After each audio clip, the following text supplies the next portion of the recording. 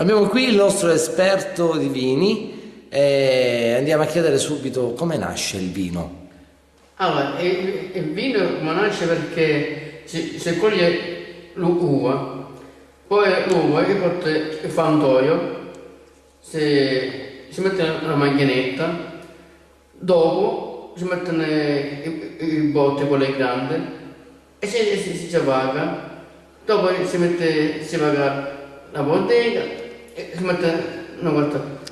Dopo un mese o 2 mesi comincia il vino vuglia, esce fuori.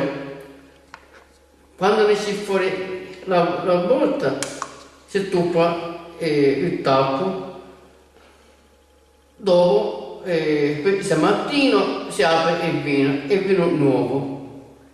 Ecco, e questo è tutto a posto. E sempre a salute tutto il vino nostro.